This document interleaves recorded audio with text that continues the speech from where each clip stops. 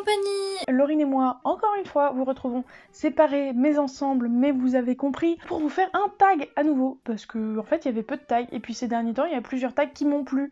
Alors j'ai fait à Laurine, ouais viens on fait des tags, et du coup les tags à distance c'est plutôt pas mal. Donc on se retrouve pour un tag sur la pile à lire. Avec plein de questions sur Notepal, enfin vous allez voir à peu près, je vais pas vous faire un petit résumé, mais donc voilà, des questions sur Notepal. Celui-là il a été créé par Séverine de Il est bien ce livre, et je l'ai pris de la chaîne de Pikiti. Pour ceux qui ne le sauraient toujours pas, je vous mets d'ailleurs dans le i la vidéo à propos du vocabulaire Booktube, mais la palle c'est la pile à lire, donc ce sont tous ces livres qu'on a achetés mais qu'on n'a pas encore lus, ou qu'on nous a prêtés, qu'on n'a pas encore lus, ou tout ce genre de choses.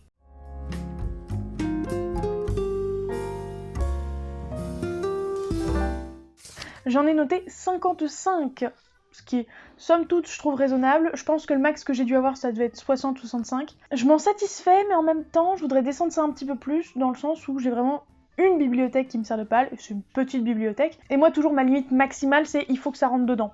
Or là, il y a un livre qui est en dehors de la bibliothèque, donc un peu trop. Mais bref, 55, ce qui, dans l'univers de Booktube, est très peu, mine de rien. Demandez à la plupart des booktubeuses, elles vont pas vous répondre 55, elles vont peut-être vous répondre 155 ou 255, mais pas 55. Donc ça, c'est cool. J'ai 51 livres pour le moment. Je ne vous dis pas pourquoi, parce que vous le saurez en temps voulu. Mais je vais bientôt avoir beaucoup plus de livres dans ma palle.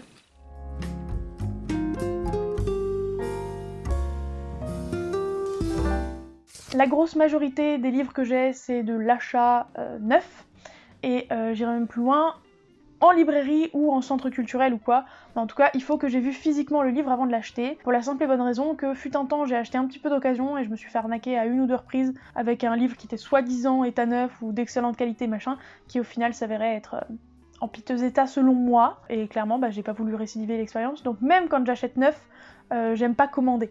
Si un jour j'ai vraiment besoin d'un livre, ou j'ai vraiment très envie d'un livre et que je le trouve vraiment pas dans ma librairie, je le commanderai, mais ça m'ennuierait de le faire. Là par exemple, je pense à Heartstopper 3, que j'ai toujours pas vu en librairie, donc que j'ai toujours pas pu acheter, alors que j'en meurs d'envie. Un de ces quatre, je vais probablement le commander en ligne, voyez-vous. En ce moment, beaucoup me viennent de Vinted. J'ai beaucoup acheté chez Nose à un moment. Je suis allée là-bas et j'ai fait un gros achat, en fait j'ai acheté 8 livres et du coup dans ma palle ça fait beaucoup. Et sinon c'est quelques tomes que j'ai acheté comme ça à la Fnac ou sur Amazon, enfin voilà. Et dernièrement je vais acheter en librairie.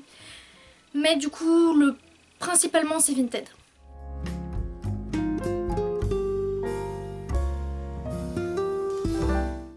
Comme je disais tout à l'heure, franchement j'en suis plutôt satisfaite. Elle est un tout petit peu trop grosse pour l'instant. De toute façon, un peu comme le disait Pikiti, même quand la palle est vraiment énorme, ça me gêne pas tant que ça. Alors après, énorme, j'ai jamais été jusqu'à 100 déjà, contrairement à plein de gens et de booktubeurs. J'espère ne jamais arriver à 100, parce que vraiment, je vois pas l'intérêt d'avoir 100 bouquins dans sa palle. Là, pour vous donner une idée, si je n'achetais plus rien du tout, jusqu'à ce que j'ai fini ma palle, ça me tiendrait... ouais, à peu près 10 mois. Donc en gros, je finis l'année et après j'ai plus rien. Donc ma palle, elle est raisonnable à mes yeux. À mes yeux, évidemment. Et voilà, j'entretiens un rapport assez serein. Si j'avais pas un rapport serein avec, croyez-moi, ma palle, elle serait pas littéralement à côté de mon lit. Ça me frustrerait beaucoup trop pour faire ça.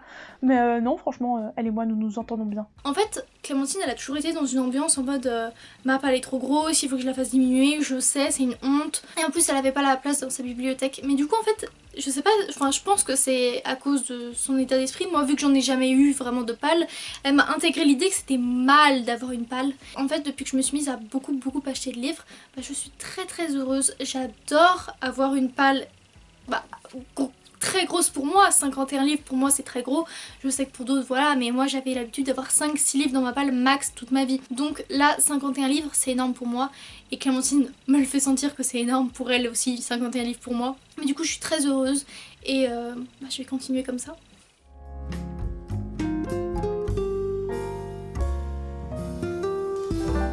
Et bien je vais vous présenter un livre que l'un d'entre vous, je suis sûre que c'était un homme, mais je sais plus son prénom parce que ça date vraiment beaucoup. Tadam! Il m'avait recommandé Grisha, puisque j'avais dit que j'avais pas du tout aimé Six of Crows parce que je me sentais perdue, il y avait plein de trucs qui n'étaient pas cohérents ou qui n'avaient pas de sens, et il m'avait dit c'est normal, c'est parce que c'est pas le premier tome de l'univers. Donc en ce moment j'ai vachement envie de le lire, puisque sur Netflix, si je dis pas de bêtises, va sortir la série tirée de Grisha et Six of Crows. Donc, comme d'habitude, il faudrait que je lise le livre avant. Donc, probablement que je lirai ce livre d'ici au moins la fin de 2021. Je ne veux pas trop m'avancer. De toute façon, c'est prévu, puisque, si vous le savez, si vous avez vu ma vidéo de bilan 2020 et tout machin, dedans, je me donne comme challenge de finir tous mes livres achetés en 2017 et 2018. Or, comme c'est le plus vieux de ma palle, il a été acheté en 2017. Donc, il serait normalement lu à la fin de l'année. Alors c'était hyper compliqué d'y répondre parce que j'avais l'impression qu'il n'y avait aucun vieux livre de ma palle. Parce que sinon soit je les avais virés, je les avais mis sur Vinted, soit c'est des livres que je ne compte pas dans ma palle. C'est-à-dire des classiques comme Les Hurlevents de Emily Brontë ou un livre qu'on m'a donné dans un... Vu que j'avais fait une grosse commande Vinted, on m'avait mis un petit livre qu'elle avait avec. Non, bah le plus vieux en fait c'est Les Hurlevents d'Emily Brontë je pense. Mais vu que c'est un classique, je le compte pas dedans. Donc je pense que c'est Je suis une immortelle de Julie Kagawa aux éditions Darkis. Je sais pas du tout de quoi ça parle, donc je sais juste que c'est de la beat lit, donc il y a des vampires, etc. Je pense. Mais il est depuis quelques années dans ma palle et je l'ai jamais lu, je sais pas pourquoi. Il faudrait que du coup je le lise un jour. Mais en fait il me fait pas très envie, mais je sais qu'un jour je le lirai parce que voilà, du coup il faudrait.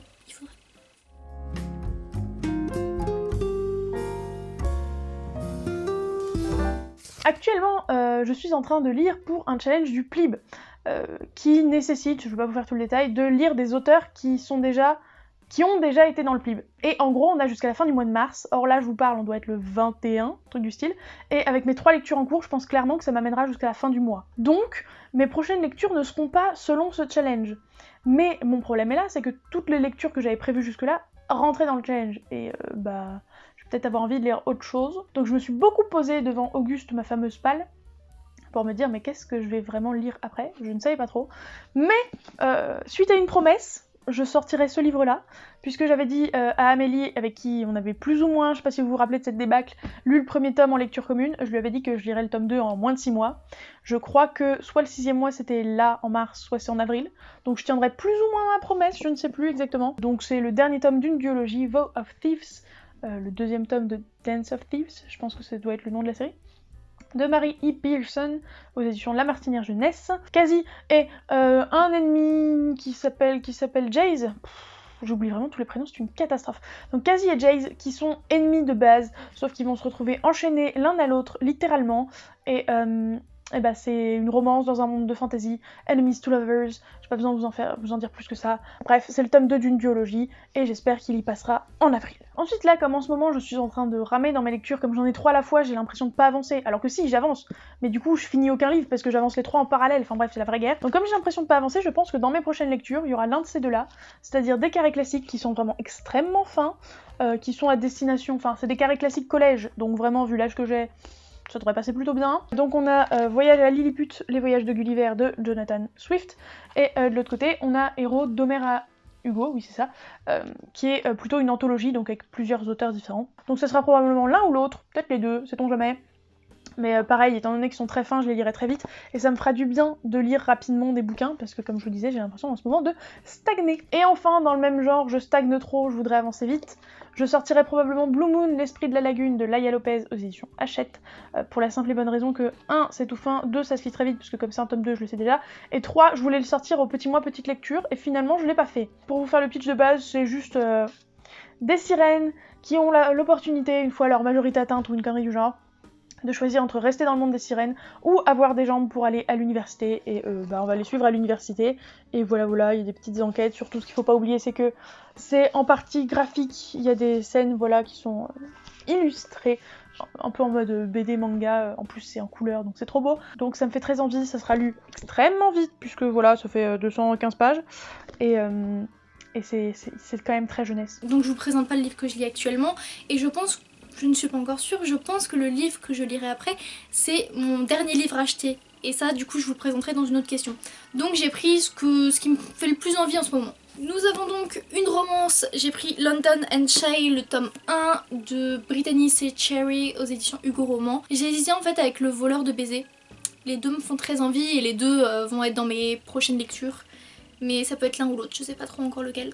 Mais London and Shay, vraiment, Il me tente de ouf. C'est l'histoire apparemment de deux personnes qui se détestent et il y a un pari. London, il doit faire en sorte que Shay, elle aime lui avant que lui ne l'aime. Du coup il se dit c'est facile parce que lui il aime personne et apparemment les choses se compliquent. Enfin voilà, c'est une histoire de pari de deux personnes qui se détestaient de base. Donc elle, je sais pas si elle est au courant du pari, mais voilà. Ensuite il y a Le Silence des Sirènes de Sarah Ockler aux éditions Nathan. Donc ça c'est un des livres que j'avais acheté chez Nose et il me fait hyper envie. Donc c'est l'histoire d'une chanteuse qui va peut-être voir sa carrière enfin... il va enfin se passer quelque chose de bien dans sa carrière et en fait elle perd sa voix. Et donc voilà, je suppose que ça a un rapport avec les sirènes qui chantent, qui ensorcellent, etc. avec leur voix. Donc il me fait hyper envie, il est beau, il est neuf, il fait 450 pages et il me tente beaucoup depuis plusieurs mois, je sais pas pourquoi je l'ai pas encore lu. Et le troisième, il s'agit de Killing November de Adriana Mather aux éditions PKJ parce que en fait je suis en librairie en ce moment et ils ont le deuxième tome. Et je me dis j'aimerais bien le lire avant que je ne sois plus en stage dans cette librairie. Comme ça je pourrais m'acheter le deuxième tome si ça me plaît vraiment. Et vu qu'il me tente énormément, c'est le moment. Donc c'est une histoire dans une école où il y a des mystères, tout ça. Un peu à la Night School. Et du coup ça a l'air trop bien.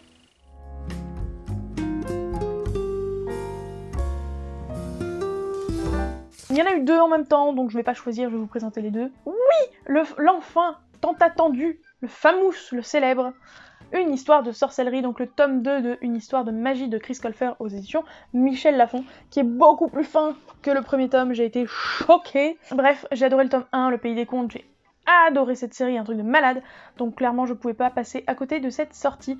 Et pour ceux qui s'inquiéteraient pour mon no-buy, pas de panique, il s'est terminé en février. Par contre je compte pas non plus acheter des montagnes de bouquins non plus, de toute façon moi je suis confinée, alors voilà.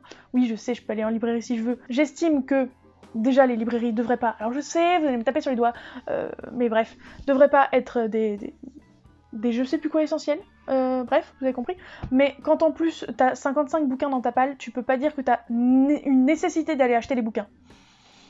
Il y a un moment, faut pas abuser. J'ai acheté celui-là à l'espace culturel de Carrefour, si vous voulez tout savoir. Et je vous le dis parce que vous n'allez du coup pas être surpris de l'autre achat que j'ai fait ce jour-là.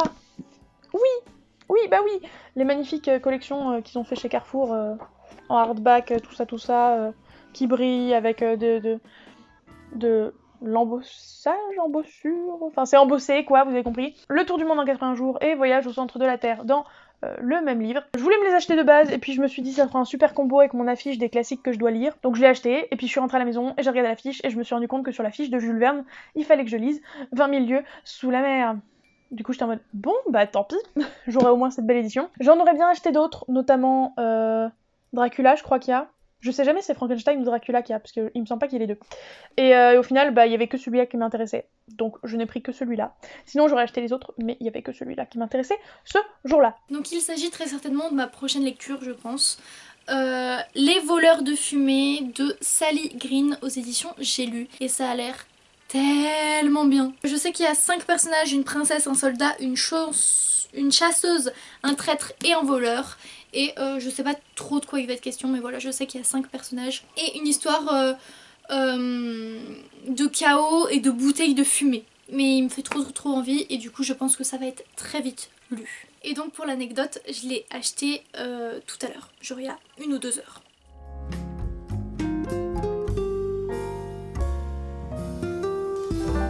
Livre numéro 1, Le Don, le tome 1 de la trilogie Le Dernier Souffle de Fiona McIntosh aux éditions Milady. Je sais juste que c'est de la fantaisie adulte et je l'ai eu fut un temps où la fantaisie adulte me faisait peur. Maintenant je pense pas que ça me fasse toujours autant peur. En fait c'était tout simplement un gratuit pour 2 poches achetées et du coup j'ai pris celui-là parce que c'était celui qui me tentait plus parmi les proposés. Mais ça reste un livre que fondamentalement je voulais pas acheter de base.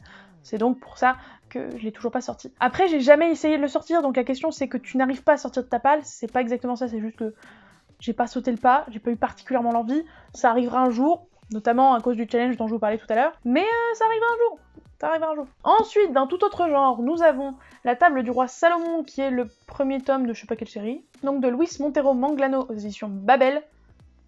Ah, j'avais donc déjà...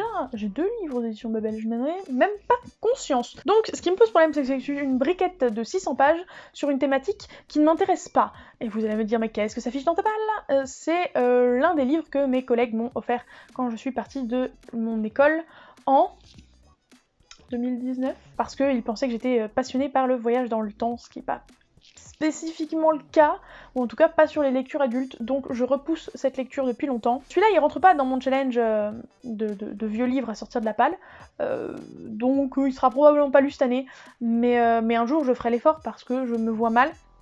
Alors je vais probablement pas le garder, on est d'accord, mais je me vois mal le vendre ou le donner sans même avoir donné la chance au bouquin, quoi. Ça se trouve, ça pourrait me plaire, on sait jamais. Et enfin, le dernier, dans un troisième genre, il s'agit de L'Oiseau et la Lame, de Megan Bannon aux éditions Albin Michel. Pourquoi est-ce qu'il est toujours dans ma palle? Celui-là, je l'ai eu dans une box 1001 livres, donc il y a 2 ans, donc à peu près à la même période que l'autre au final. Je me suis rendu compte qu'en fait, les livres que vraiment j'achetais pas moi-même, j'avais du mal à les sortir de ma palle, donc tout ce qui est, pareil, lecture de box, en fait, c'était pas le fait que ça soit en VO que je les ai pas lus, c'était vraiment le fait que, tout simplement, ça me tente moins quand c'est pas moi qui ai décidé de l'acheter. Là, ça me tente d'autant moins qu'on est dans l'Empire mongol en 1279. Vous imaginez bien que c'est pas vraiment ma came habituelle, donc je vais le lire un jour, d'autant plus que franchement, bon, il n'est pas écrit énorme, mais il fait 400 pages, même pas 400 pages. Donc ça sera sorti un jour et sans trop de difficultés, mais c'est juste que il y a des trucs tellement plus intéressants à mes yeux dans ma palle que j'ai clairement pas envie de me jeter dessus. Évidemment, il y a le livre que je vous ai présenté tout à l'heure qui est, je pense, le plus vieux de ma palle. Il y a également le tome 4 de Chasseuse de la nuit, Creuser sa tombe de Janine Frost. C'est de la bitlit avec une nana qui est donc chasseuse de vampires et je crois qu'elle est mi-vampire, mi-humaine et du coup en fait elle devient chasseuse, elle veut tous les tuer, etc. Et elle finit par être partenaire avec un chasseur de primes, un vampire. Et du coup, voilà, c'est un peu le duo de choc. Et c'est une série que j'adore. Et je sais pas pourquoi ce tome est dans ma palle depuis plus d'1 an. Mais il faut absolument que je lise. Mais en fait, le truc, c'est que je me souviens pas assez. Il faudrait que je relise les tomes précédents parce que je me souviens que c'était compliqué. Donc en fait, le premier tome, je l'ai assez en tête, mais le reste, pas du tout. Mais je pense que je me referai les 3 tomes. C'est juste que du coup j'ai pas la foi vraiment de me refaire les 3 tomes pour lire celui-là. Et du coup vu qu'en plus il est en poche, il prend pas beaucoup de place. Et du coup il reste dans ma palle depuis plus d'1 an. Mais il faut que je le lise. Ensuite il y a Keleana, le tome 1, l'assassineuse de Sarah J. Maas aux éditions La Martinière Jeunesse. Il est dans ma palle depuis quelques mois. Mais en fait j'arrive pas à l'en sortir. J'ai déjà essayé 2 ou 3 fois mais je n'arrive pas. En fait le début ça me bloque. Je sais pas, je lis 50 pages ou moins et j'arrive pas à continuer. En fait ça ne m'entraîne pas et je veux le lire ce livre, je veux le lire. Peut-être que c'est parce que je l'ai eu d'occasion dans une édition pas ouf. Je me dis peut-être que si j'avais les belles éditions ça me tenterait plus. Donc je sais pas. Mais j'ai même essayé de faire la lecture commune de Kimi Collection avec les Kimichou là sur son Discord, mais j'ai pas réussi en fait. On voit mon marque-page tout au début, mais j'ai juste pas réussi à continuer. Donc j'ai encore les découpes de la lecture commune, mais j'ai pas réussi. Je me dis qu'il y aura bien un moment où je serai vraiment dedans et où j'en aurai vraiment envie. Et pour l'histoire, c'est une nana que le roi engage je crois, parce que c'est la plus célèbre assassineuse et du coup si elle fait ce qu'il veut, elle pourra sortir de prison parce qu'elle y était, ou elle était condamnée ou un truc comme ça avant la peine qu'elle devait faire. Ou un truc comme ça, je suis désolée, je le connais pas hyper précisément. Et au final, il y a un concours. Et voilà. Enfin, j'ai pas trop le résumé en tête là maintenant. Je l'ai connu, mais voilà, je l'ai un peu oublié. Et dernier tome que j'ai eu du mal à sortir de ma... Enfin, que j'ai du mal à sortir de ma palle, c'est Chasseuse de vampires, l'intégrale des 3 premiers tomes de Malini Singh aux éditions J'ai lu. J'étais à fond dedans, genre vraiment j'étais à fond dedans. Je suis à la page 256 et c'était il y a 1 an maintenant et en fait il a pris l'eau. J'étais chez une amie pour son anniversaire, je l'avais ramené parce que j'étais vraiment à fond dedans et en fait il y a eu une sorte d'inondation dans le garage. Il était par terre et du coup il a pris l'eau. Et en fait depuis qu'il est comme ça, j'ai pas du tout envie d'y retourner. Et c'est aussi parce que en fait ça ressemblait beaucoup à Rebecca Keane. Et je lisais un peu les deux en même temps. Et du coup je trouvais que ça se ressemblait beaucoup. Et Rebecca Keane, vous savez que j'adore. Enfin je crois que c'était Rebecca Keane. Mais du coup les deux se ressemblaient beaucoup. Les personnages se ressemblaient beaucoup dans les premiers tomes. Et du coup j'étais en mode ouais c'est bon, je continue Rebecca Keane et ça c'est bon. Mais du coup en vrai vu que je sais que ça m'avait beaucoup plu, il faudrait que je continue. mais du coup que je me relise parce que je me souviens plus du tout en un an.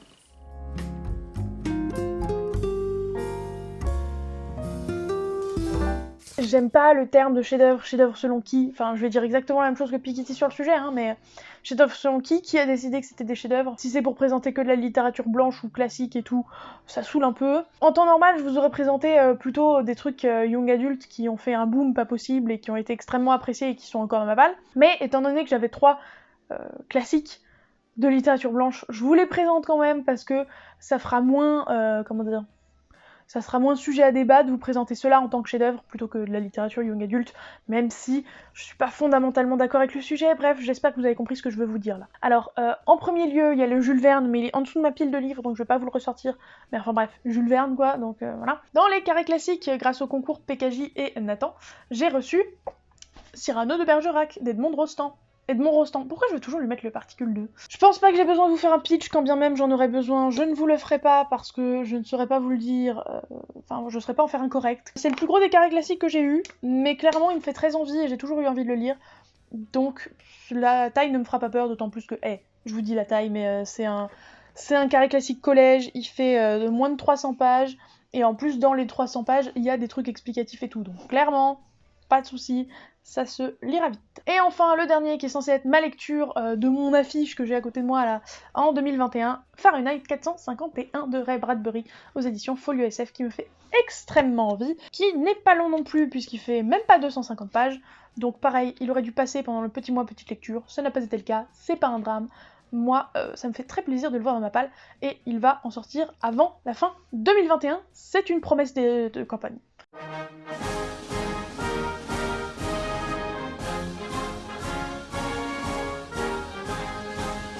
Alors j'ai pas de livres considérés comme des chefs-d'œuvre dans ma palle. En fait les classiques, mais je les compte pas et du coup pour moi ils sont pas dans ma palle, donc ça compte pas. Donc je vais vous présenter des livres qui ont été très bien reçus, qui sont dans ma palle.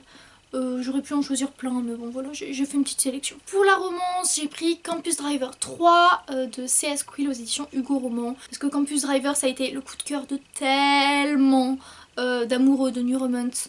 C'est incroyable, parfois c'est leur livre préféré carrément, donc vous savez je l'ai commandé sur Momox, je vous mets la vidéo juste ici, ça a été une catastrophe, et donc en fait il a pris un gros coup de cutter, voilà, j'étais pas au courant, moi qui croyais qu'il était pas abîmé pour 14 €, bah non en fait il est abîmé également. Donc Campus Driver, tout le monde a adoré, donc vous savez je vous ai déjà raconté plein de fois parce que je vous en parle beaucoup en ce moment, c'est ce groupe de potes qui ont décidé de créer une application pour faire en gros les Uber dans le campus avec leur voiture, hyper trop stylé. C'est des romances avec un peu chaque personnage du groupe et puis voilà.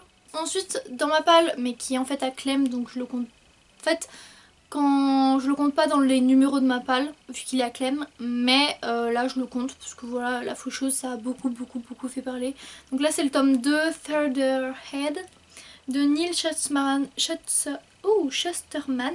et c'est édition Robert Laffont. Donc La Faucheuse, en gros c'est 2 apprentis faucheurs qui vont du coup être formés pour devenir faucheurs.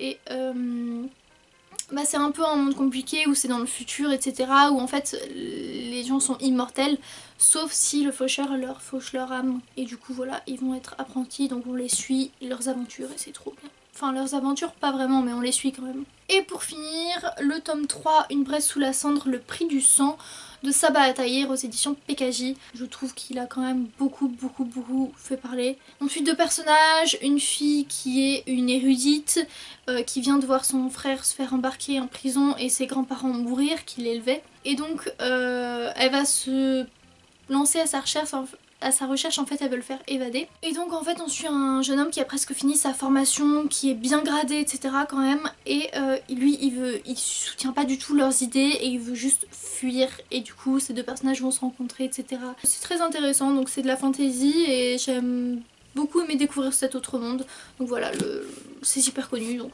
le 3e tome est dans ma palle.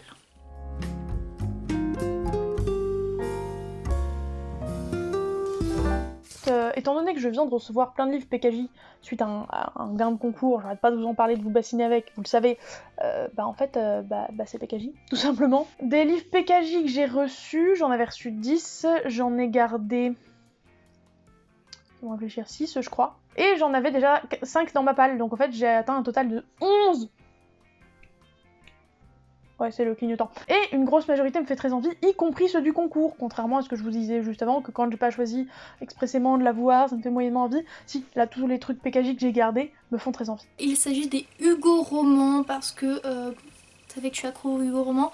En comptant les poches et les grands formats, j'en ai 17. 17 Hugo romans dans ma palle.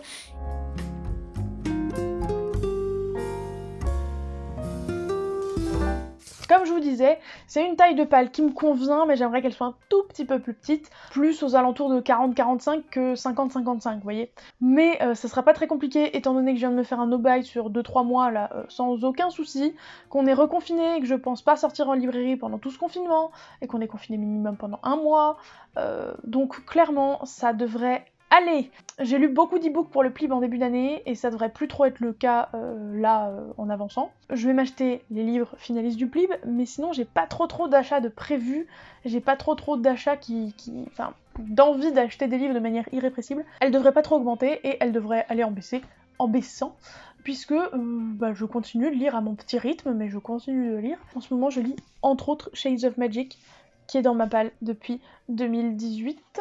Début 2018 ou fin 2017, je sais plus. Et ça fait une éternité qu'il est là. Et je le lis grâce à mon gang des Phénix. Cœur les Phénix. On fait une lecture commune à 6 à la fois dans le même gang. C'est trop bien. Ma palle, comme je vous l'ai dit, elle a beaucoup grossi ces derniers temps. C'est vrai, je me suis lâchée. Je pense que je vais un petit peu me restreindre. J'aimerais beaucoup plus la vider avant de racheter vraiment. Mais en fait, quand un livre me fera plaisir, quand je verrai qu'il y en a un vraiment pas cher et que je voulais sur Vinted, je vais pas me restreindre en fait, je vais les acheter parce que voilà, ça me fait envie. Je pense que ça va continuer à être une grosse palle. Après, j'espère ne pas dépasser les 60, 70. J'espère en tout cas que je dépasserai jamais les 100 livres, que je lirai toujours moins parce que 100 livres, je pense que c'est ma barre à ne pas franchir. Après, je pense pas que ce sera un problème. Donc là, j'aimerais vraiment beaucoup lire et un peu vider ma palle. J'espère que cette vidéo vous aura plu. Si vous avez envie de le faire avec votre palle, n'hésitez pas à le faire. Après, évidemment, si vous avez une palle de 20 livres, je suis pas sûre que vous pouvez le faire, je suis pas sûre que ce soit assez. Mais si vous commencez à avoir une grosse palle ou une palle moyenne, eh bien faites-vous plaisir, faites-le. Nous en tout cas ça nous fera très plaisir à Laurie et moi. N'hésitez pas à mettre un petit pouce en l'air et un commentaire. Gros bisous, excellente lecture. Ciao. Ciao.